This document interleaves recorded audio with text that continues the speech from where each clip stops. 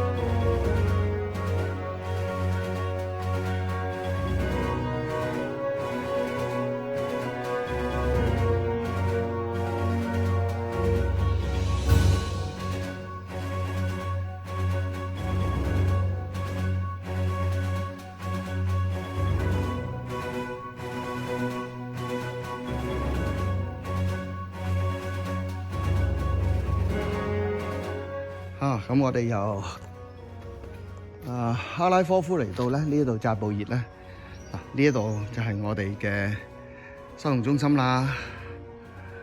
咁咧就頭先咧同佢哋食飯，咁真係好寶貴啲童工啊！咁呢度咧就收容咗啲家庭啦，喺呢啲單位度住嘅。咁童工咧除咗係同佢哋聚會啦，亦都會有啲活動啊咁樣。咁呢度咧，哇，好大間屋啊，好大間屋，咁樣亦都有架車。好啦，咁呢度咧就行出嚟，其實冇遠咧就係有大個嘅公園嘅。咁我哋咧不如又睇下另外一個角度，睇下呢一棟大樓係點啦。咁咧就今次嚟咧幾日探下喺波蘭兩處嘅地方。我哋見到呢度就係啦。咁你見到咧嗰度咧係有招牌噶 ，Light and Love Home。俾大家睇下先，係啊，見唔見到咧？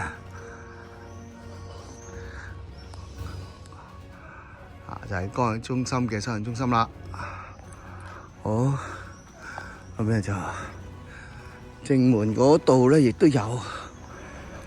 我揮下手啦，係啊。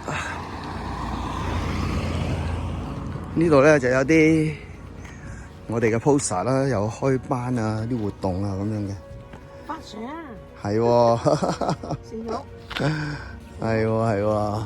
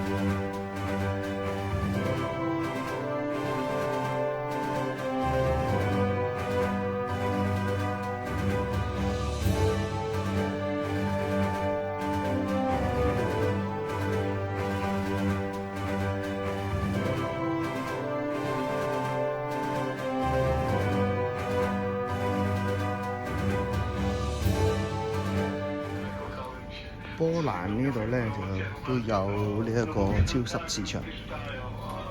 呢個超級市場咧就係Aldi啦。今朝咧仲去咗一個叫做阿陳，阿陳嗰個咧好大個。咁唔係淨係澳洲先有Aldi嘅，英國都有，英國都有，波蘭都有喎，唔知有冇Aldi製作嘅產品嘅咧？啲果仁咧應該都貴過阿陳係嘛？